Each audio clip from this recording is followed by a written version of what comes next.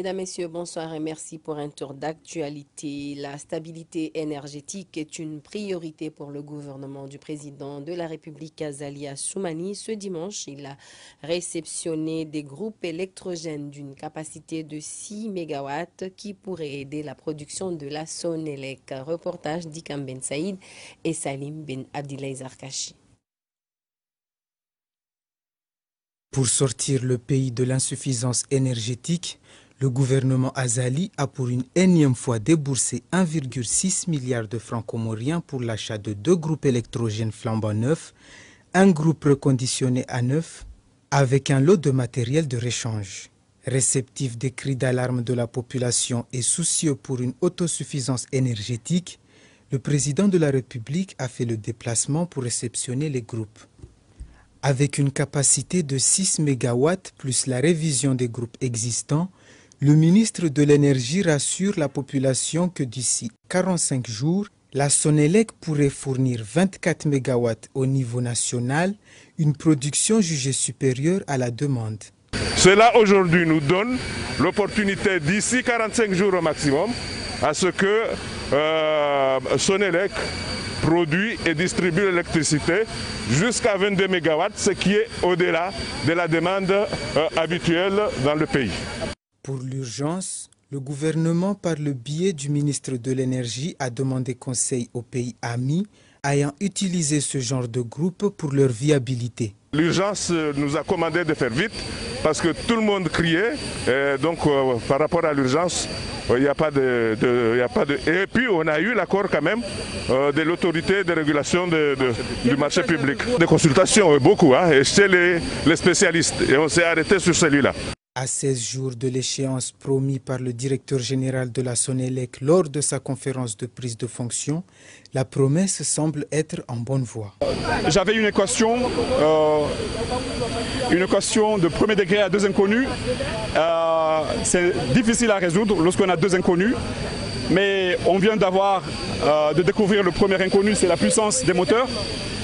Donc nous allons passer d'une puissance actuelle qui est un gazidja de à peu près 12, quelque chose mégawatts à une puissance qui va atteindre les 18-19 mégawatts. Donc ça dépasse le besoin en heure de pointe. Ça veut dire que nous serons tranquilles, on passera des moments formidables si une fois ces groupes installés, et donc les Comoriens pourront bénéficier d'une disponibilité d'électricité, Inch'Allah, 24 sur 24. En somme, de février 2017 à février 2021, 4 ans, le gouvernement Azali a mis en tout et pour tout la bagatelle de 16 milliards de francs comoriens pour la stabilité énergétique. Espérons que cette fois-ci sera la bonne afin d'éviter cette malédiction du pays de l'éternel recommencement.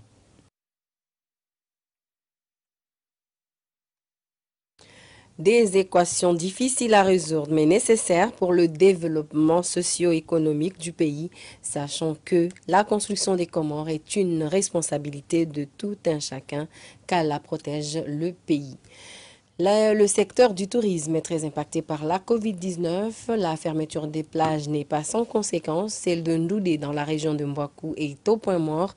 Reportage Salim Amada et Salim Zarkachi. La plage de Ndoudé figure parmi autant d'autres sollicitées par les touristes et vacanciers pour passer des moments agréables. Ce choix n'est pas le fait du hasard car le site a de nombreuses particularités. Sable doré, montée des tortues et cet îlot touristique font le charme de cette plage unique à la Grande Comore. À cela s'ajoutent des bungalows construits par le PNUD pour accueillir les visiteurs. L'argent collecté par le biais de quelques passages des touristes est investi pour le développement de la localité. En cette période de crise sanitaire, la plage de Ndoudé manque d'activité, donc l'ambiance n'est peut-être au rendez-vous. Pas en bon état, comme vous voyez, à l'arrivée de Corona, franchement, ça nous Ça dégrade notre site, les grands notables et puis les jeunes. On a la possibilité de contribuer pour que notre site aille dans le bon sens. Les jeunes de la localité envisagent d'aménager ce site, une façon pour eux de se préparer en conséquence. L'importance, c'est de réhabiliter le site. Alors, là, ça c'est le projet qu'on a actuellement, qu'on lance un appel d'offres, que chaque partenaire soit un Comorien, soit je ne sais pas où, mais on doit donner notre site. Dans certaines localités, les plages jouent un rôle important pour le développement et la promotion du tourisme. Il est temps que les habitants des zones côtières s'engagent à aménager les sites afin d'attirer bien des touristes. Autre volet de cette actualité, il y a d'ores et déjà 6 mois, une maladie appelée dermatose nodulaire contagieuse sévit dans la région de Hambou et celle de Mbadjini.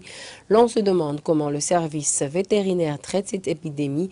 Nous vous proposons de suivre un représentant du service pour en savoir plus. Mais la maladie a commencé sur la région de Bambao et ça a allé jusqu'à la région de Tsandra et Hambou. Et maintenant, on a des signes dans la région de Mbadjini, toute la région de Mbadjini. Et quand l'animal est atteint de la maladie, on a des traitements à faire. On a des traitements qu'on peut faire pour faire guérir les animaux. Même moi, pour moi, de mon côté, je peux dire que jusqu'à 80 à 90% des animaux que j'ai traités sont guéris. Maintenant, ce qu'il faut faire aux éleveurs, c'est les vaccins, c'est pour prévenir, mais il y a des médicaments pour traiter ça. Moi, je conseillais les villages et les régions ou zones agricoles qui suspectent cette maladie ou qui ont le problème de cette maladie, de venir s'inscrire rapidement en direction d'élevage pour qu'on puisse faire une évaluation, parce que faire une évaluation afin d'intervenir, parce que je pense que d'ici lundi, le vaccin sera disponible.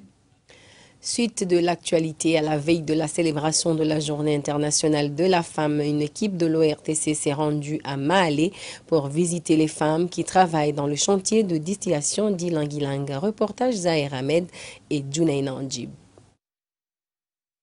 Plus d'un an depuis son lancement, la distillerie du groupement d'intérêt économique de Mahalé se heurte à quelques difficultés. Construite, équipée et dédiée spécialement aux femmes, elle est le fruit d'un projet de renforcement de la résilience des Comores au risque des catastrophes liées au changement et variabilité climatique. Elle combine 2 sources d'énergie pour son fonctionnement, du pétrole et le solaire avec l'eau de pluie récupérée directement sur le toit. Un modèle en matière de respect de l'environnement. Aujourd'hui, elle subit aussi de plein fouet la crise économique mondiale déclenchée par la Covid-19. Les femmes rencontrent énormément des difficultés à écouler les essences d'Ilang-Ilang. Une équipe de la direction du genre, accompagnée par le directeur de la sécurité civile, ont rendu visite à ce groupement de femmes. Sur le terrain, rien ne manque. La production des fleurs d'Ilang, les produits de rente des îles Comores sont touchés par la crise. Espérons que la crise sanitaire sera derrière nous pour que se lèvent des jours meilleurs afin de relancer l'économie du pays. C'était le compte-rendu de Naïda Mohamed Jaffar. La femme occupe une place importante dans la scène politique comorienne. 4 femmes sont des députées et sont conscientes du travail accompli par des femmes dans le combat de la lutte contre la pandémie. Voici leur témoignage. Déjà, moi je dirais bravo à ceux qui ont pensé à un tel thème, parce que c'est un thème qui tombe pile avec le contexte actuel. En fait, je voudrais montrer par là que les femmes, quand elles sont en leadership, elles arrivent à faire beaucoup de choses sans pour autant vraiment citer tout ce qu'elles sont capables de montrer. Mais en tout cas, pour me résumer, la femme, elle est vraiment la pièce motrice pour toute situation en conflit ou à problème. Les femmes, malgré leur statut, des mères. Elles ont fait beaucoup d'actions humanitaires. Elles étaient dans les quartiers, elles faisaient les sensibilisations, elles étaient partout pour faire la lutte, sans compter ceux qui étaient dans les associations pour vraiment militer, pour lutter contre ces violences. On nous a donné la leadership à la famille dès à petit âge.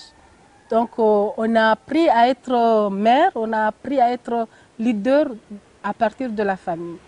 Donc chez la femme comorienne, je pense qu'il n'y a pas beaucoup de difficultés d'ailleurs.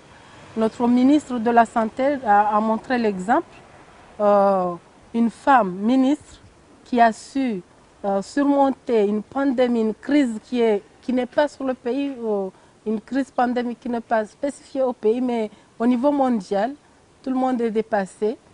En tant que femme, elle a pu gérer la crise. Durant toute cette période, elle n'a pas disjoncté. Elle vit avec la famille, elle vit avec le boulot. Donc on peut dire que la femme comorienne est capable d'assurer le leadership.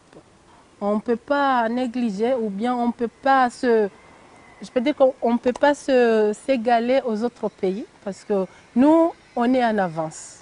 Parce qu'avant, on comptait une seule femme dans 33 députés, alors que maintenant, nous sommes au nombre de 24 avec 4 députés.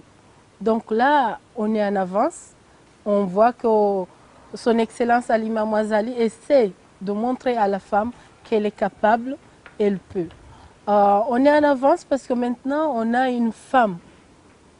Avant, on ne pensait pas qu'on peut avoir une femme gouverneure, alors qu'à l'île de Ngazidja, actuellement, la gouverneure, c'est Mme Farouata.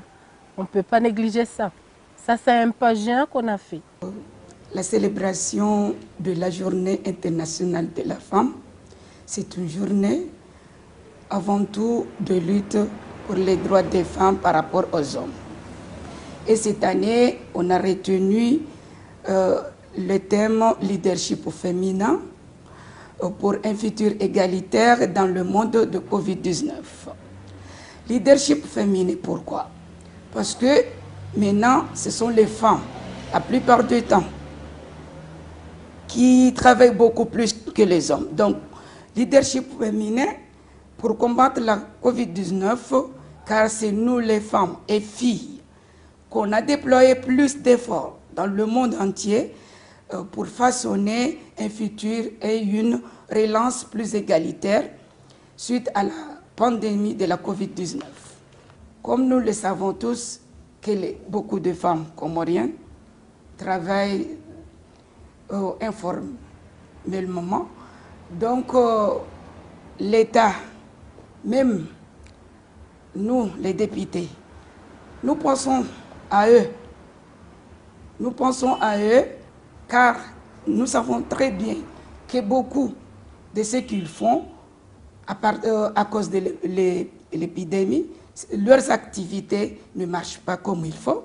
Dans quelques mois, le gouvernement aura de quoi à les aider. Donc, on est en train de réfléchir.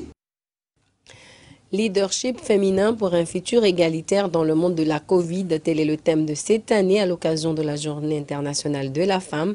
Halima Abdulkarim, directrice en charge de la protection de la femme et l'enfant, est l'invitée de Salima Amada pour nous parler des programmes établis à l'occasion de cette journée. Je vous propose de les suivre. Bonsoir Madame Halima Abdulkarim, vous êtes la directrice de la protection de l'enfant. Parlez-nous brièvement de votre parcours professionnel. Avant tout, je suis infirmière polyvalente de formation. Et après, par la suite, je me suis intégrée dans l'administration sanitaire, faisant quoi des activités de sensibilisation, d'intégration du genre. Et par la suite, je suis militante et combattante de tout mouvement de droit de la femme et de protection des enfants. Quelle est la situation actuelle par rapport à la protection de la femme comorienne? Actuellement, on constate que la femme comorienne a fait des progrès et que par rapport à son intégration dans le système de développement. Il y a plusieurs volets auxquels la femme comorienne a évolué, notamment en matière de prise de décision. Elle a évolué, elle a du changement. Dans les années 80 jusqu'à 2021, il y a du changement. Il y a le quota d'éligibilité de la femme, il y a un système égalitaire auquel comme on peut voter les hommes, on peut voter les femmes librement. Donc on a eu la chance d'avoir au Parlement 4 femmes élues, nouvellement élues. Et à côté de ça, on a aussi l'opportunité d'avoir une gouverneure nouvellement élue. Là, les choses ont changé. Nous avons des femmes ministres. Avant, on n'avait qu'une seule députée, mais actuellement, on est arrivé à avoir 4 députés. Là, c'est une avancée. Par rapport au système de leadership, comme le thème l'indique, c'est qu'actuellement, beaucoup de femmes se sont lancées dans des activités entrepreneuriales. Il y a des femmes qui se volontarisent, qui sont dynamiques et qui ont des projets et qui se relancent vers des activités d'intégration et des activités de contribution pour le développement du pays. On a constaté que ces derniers temps, des actes de violence se produisent dans le pays. Et comment comptez-vous y remédier ce fléau? Ou avez-vous des statistiques par rapport à cette situation? Toute femme victime de violence dénonce. Donc là, c'est déjà un point positif. Parce que tout simplement, nous avons instauré des cellules d'écoute au niveau des 3 îles. Et que ces cellules d'écoute sont renforcées par des activités d'assistance médicale, d'assistance juridique et d'assistance psychologique actuellement. C'est pourquoi nous avons programmé de renforcer cette assistance à partir des activités et des actions médicales, des actions psychologiques et des actions juridiques. Là, c'est positif. On vient de réaliser une activité d'intégration, de sensibilisation et d'appropriation chez les magistrats afin de pouvoir s'approprier des textes en vigueur, des textes qui ont été ratifiés et qui sont d'actualité au niveau des Comores tout d'abord, et en parallèle avec les textes internationaux. Et avec les magistrats et les responsables du niveau juridique se sont appropriés et ont réalisé que ces textes existent malgré le non-respect, et de leur côté, ils essaient quand même de les appliquer et de les respecter. Par rapport à la Journée mondiale de la femme, avez-vous un message particulier à lancer aux femmes comoriennes? Au niveau du thème, cette année, nous avons comme thème le leadership féminin pour un futur égalitaire dans le monde du Covid. Ça veut dire que nous avons 2 choses parallèles. Il y a la journée, il y a le leadership féminin, mais par rapport au contexte Covid, c'est qu'avant tout, avec les mesures barrières, avec les mesures d'hygiène, c'est la femme comorienne qui s'est exposée. D'ailleurs, les statistiques démontrent que par rapport aux statistiques, aux 144 victimes de violence, c'est la femme qui domine. Elle a été exposée. Mais merci encore une fois, parce qu'elle ne s'est pas réservée à penser à elle-même, mais elle a pris quand même ses responsabilités au niveau de son entourage, dans son travail, dans sa famille et dans son milieu de travail. La femme comorienne s'y met à travailler et à considérer que avant le Covid, pendant le Covid et après le Covid, elle doit vivre, elle doit s'adapter en respectant les mesures barrières. Merci Madame Halima Abdulkarim d'avoir répondu à nos questions. La femme a contribué beaucoup plus dans la lutte contre le coronavirus. Vous suivrez demain un reportage des agents du COSEP, une infirmière et un agent de la un agent du Croissant-Rouge. Ce sont des femmes qui ont lutté, qui ont donné le meilleur d'elles-mêmes pour lutter contre la pandémie. Vous aurez aussi d'autres reportages et d'autres témoignages des femmes. Et l'ORTC, en collaboration avec le commissariat au genre, vous